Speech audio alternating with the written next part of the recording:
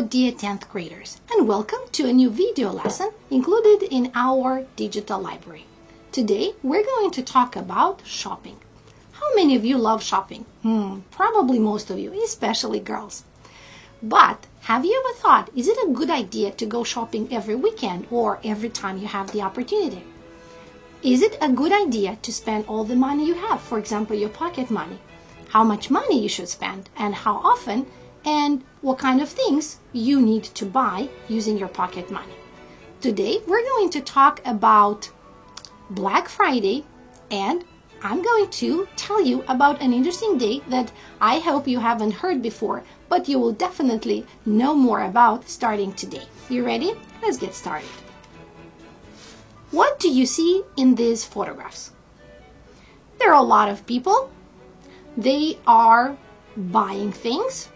And what is unusual about these photographs is that that's not what a typical shopping day looks like, isn't it? As you have probably guessed, these are all pictures taken from the Black Friday day in the United States and other countries around the world. Now, let's have a look at another picture, but this time, if you look closer, you can see the text "buy nothing." So this is an encouragement to actually not buy anything and use your time in different ways. So let's see why I placed these photographs on the slides. So Black Friday. At the beginning, Black Friday was once called Big Friday. And if we go back to 1975, even then, when there were a lot of sales, police from Philadelphia had become frustrated with the traffic congestion and the smog caused by shoppers on that day. But the official term Black Friday became as a national term in the 1990s. So the busiest shopping day of the year, Black Friday, wasn't officially claimed to be the busiest shopping day of the year until 2001. Why? This is based on the sales on that day and probably previous years. So we can actually say that Black Friday is a day when a lot of companies make a profit and when a lot of people go shopping, which means that this is probably the most profitable day of the year. Now, Black Friday spread all around the world. It's not being organized just in the United States. For example, for many years, Canadian retailers would worry when their customers went into the United States on Black Friday in search for great deals, which forced them to start their own Black Friday deals. Since then, various other places in the world have taken on this tradition, including the UK, Brazil, India, France, Norway, and many more. And I'm sure you noticed that there are Black Friday deals in Republic of Moldova as well. So we can probably say that this phenomenon, shopping-related phenomenon, has spread all over the world. Is it a good thing or not? Let's discuss it. Now, before we move on to some other interesting texts, let's have a practical activity that is offered by British Council Learn English segment, a website that I really like, and I strongly recommend you to visit the website because it offers a lot of wonderful resources for you to practice your English. So, we have a group of words that need to be organized in 3 categories. An item at the lower price, a person who buys something, a person or company that sells something. And the words are a bargain, a shopkeeper, a consumer, a price cut, a customer, a retailer, a discount, and a special offer. So, how would you organize these words in these 3 categories? And the correct answer is an item at a lower price is a bargain, a discount, a price cut, and a special offer. A person who buys something is a customer or a consumer. And a person or company that sells something is a retailer or a shopkeeper. So, what is Black Friday? Black Friday is the day after American holiday of Thanksgiving, which is celebrated on the 4th Thursday of November. Because it is a holiday in the United States, it has long been a popular day for consumers to start shopping for Christmas. Yes, some people go crazy about shopping and they extend Christmas until November. Not a very interesting idea, if you ask me. Over the last 20 years, big retailers have started to offer discounts and bargains on that particular day, and so it has become more and more popular. Why not? Who doesn't like a big price cut or a good bargain? So how did Black Friday get its name? Accountants use black to signify profit on recording each day's book entries, and red to indicate a loss. So we have red color when it's a loss, but we have black color when we have a profit. So the day became known as Black Friday, or the day when retailers see positive earnings and profits in the black. So as you can see, the word black, the way it's used in Black Friday, was actually said by accountants because it refers to profit as opposite to red, which is usually referring to loss or losses. Retailers adopted the name to reflect their success. To encourage more people to shop, retailers began to offer deep discounts only available on that day. That's why that day is very popular, because you can't get discounts all year round. You have to be very careful about getting the best discounts on Black Friday in November. Last year, people in the United States spent an estimated $54.7 billion between Black Friday and Cyber Monday, which is the Monday after Thanksgiving when people often buy more online. So, yes, think about that number, $54.7 billion. A lot of money if you ask me. The idea of Black Friday has also spread around the world. For example, in 2017, people in the UK spent the equivalent of $10.3 billion. In Germany, $7.6 billion. And in France, $6.2 billion. How about Republic of Moldova? How much do you think Moldovan people spend on Black Friday? Probably more and more year by year. Many of us love to get a bargain, but some feel that events like Black Friday encourage people to buy things that they don't really need and can't afford. Many people seem to completely lose control of both their spending and their tempers. So should we buy things just because they are on sales, just because we can get a good bargain? Or should we only buy things when we really need them? That is the big question. It is easy to find video online of customers who are physically fighting each other over bargains. It is also argued that Black Friday is bad for small shopkeepers who cannot afford to offer the kind of price cut that the big companies can. And sometimes it's really sad to watch the news to see how teenagers and adults alike fight in the stores when they're trying to get bargains. So, if shopping so much, acquiring things that you don't actually need just because they are on sales is a bad idea, what is the alternative? Instead of taking the opportunity to buy as much as possible on Black Friday, you could do the opposite and buy absolutely nothing.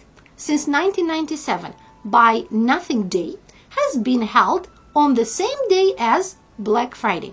The rule is very simple. Just don't buy anything at all for 24 hours. Do you think you can do that? Imagine that everybody is crazy about Black Friday, everybody is going shopping, and you are the only one who decides not to go shopping. You can try. Many people are surprised how difficult not buying actually is.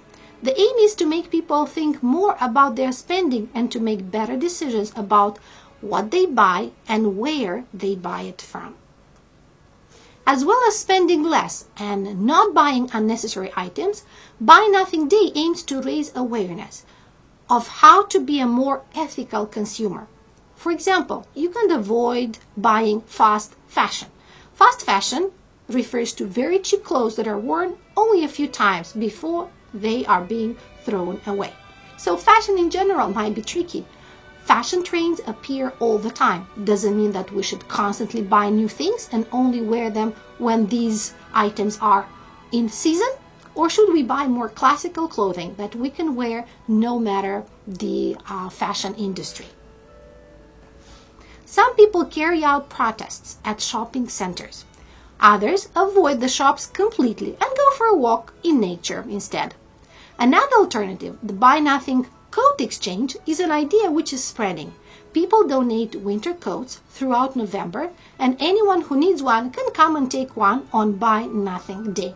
And I think exchanging things with other people might be good ideas. And in fact, on Facebook, there are a lot of virtual communities where people exchange things that they don't need or they can't wear anymore with other people so that they don't have to buy other things instead. I think that's an interesting idea worth trying.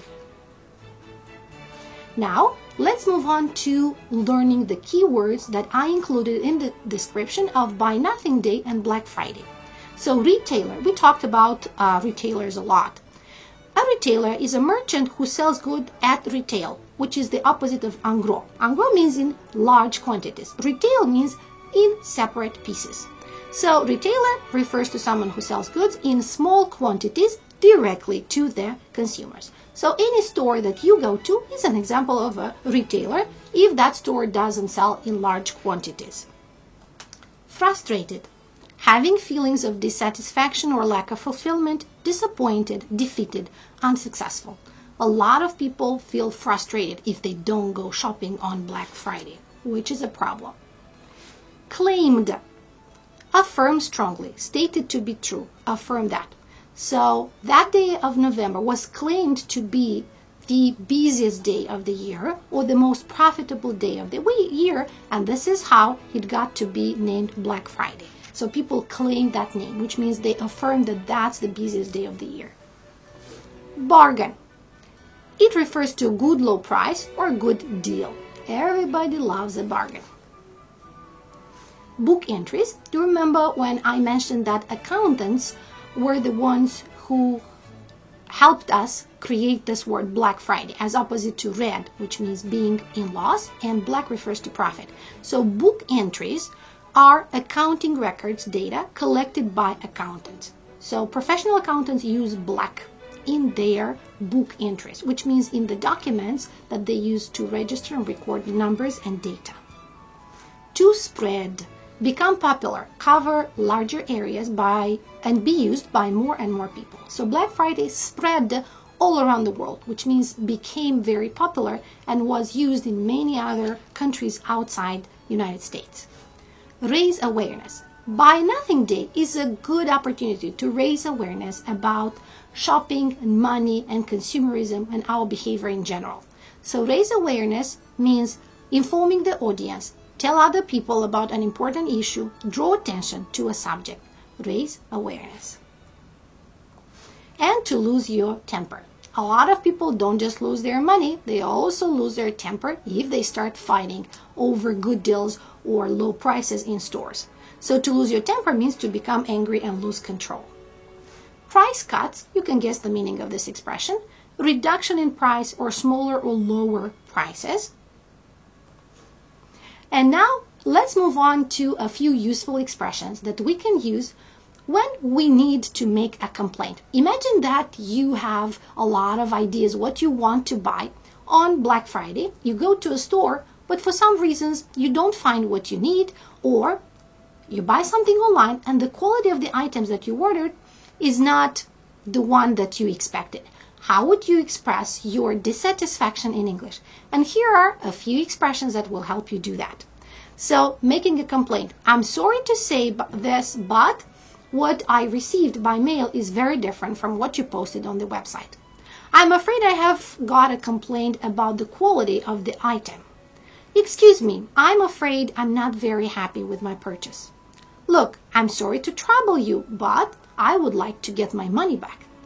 There seems to be a problem with the order. Would you mind exchanging it because I'm not satisfied with the quality of the item that I bought online? And I'm really angry about the quality of the item. Now, if you had to accept a complaint, this is how you would do it in English. I can't tell you how sorry I am. I wish it never happened. I just don't know how to say it, or I don't know what to say. Oh dear, I'm really sorry. And I'm really, really sorry. So this is how you make a complaint, and this is how you accept or reply to a complaint in very beautiful English. Please learn these expressions by heart and try to use them next time when you discuss about some of your dissatisfactions related to shopping. And now I have found a very nice poster that includes vocabulary related to shopping. Let's go through that poster together. So you know that a shopaholic is a person who loves to shop continuously. Related to that, we have shop till you drop. You're going to memorize it because it rhymes. It means keep shopping until you are tired or run out of money, or both. A steal, the word steal refers to something that is so cheap that it's almost like robbery. Like, oh, I bought this dress for just a few dollars. It was a steal, which means it had a really low price. Window shopping, by the way, when you go shopping with little intention of actually buying something, but more interested in seeing what is in the shops. So you just browse the stores, which I sometimes like doing. You know, if I want an excuse to get out of the house, but I don't really want to spend money. So I go window shopping. I just browse what is there in the stores. Slash the prices. You know the word slash, which means to cut. So to slash prices means to reduce prices dramatically, probably up to 50%. A shopping spree. A shopping spree refers to spending as much money as possible. So if you don't think about the money or you don't think about the value of the items you buy, you go on a shopping spree. And shop around. It refers to comparing prices in different shops before you buy something. Well, I can tell you that is a good idea to shop around before you make up a decision and you actually buy something. And now let's move on to a few fixed expressions that are really useful, and they also refer to the shopping process. Let's take an example. We aim to bring down prices on all our computers. So, to bring down prices means to reduce them. I'm sorry, we've sold out. What does it mean? We have sold out means we sold everything, okay? The whole supply, the entire capacity. So sell out, it means that there is nothing left. Everything was sold. And shopping around, we talked about it. We often shop around for the best deal, okay? Or the best deals. It means you compare prices before buying. And I told you that's a good idea. John hopes to try out this new running shoes this weekend. What does it mean? It means that he will test them. So to try out, phrasal verb, means to test something. I'm going to pop into the store for a moment. What does it mean to pop into? It means to visit briefly for a very period of time. So pop in and quickly out. You don't need to do up the top. So to do up the top means to fasten something, to fix something, okay? And this is usually used in UK. I will always look out for deals when I'm shopping. Look out for something means to watch or check regularly. Which shoes go best with this dress? So to go with something means to be attractive or natural or good in combination with something, which means to match. She splashed out on a Lexus. So splashed out means she spent a lot of money freely without thinking of the price tag or without thinking of money in general. So splash out means spend freely. And now, my dear 10th graders, let's wrap it up. Today, we learned about the history of Black Friday. We discovered some fun facts about this international shopping phenomenon. We also found out about Buy Nothing Day, which is celebrated the exact same day. We practiced using special phrases related to making and accepting a complaint. And last but not least, we enriched our vocabulary with a few useful keywords related to shopping. I hope you found today's lesson really useful. You learned a few good words that you will use next time when you describe your shopping experience. I hope that even if you find good deals on Black Friday, you will also think about the Buy Nothing Day, why not? And most importantly, next time when you discuss in English with your colleagues or with your teacher about your shopping experiences, you are going to have a much more elaborate vocabulary. Thank you for your time and stay tuned for more interesting video lessons placed in our digital library. All the best.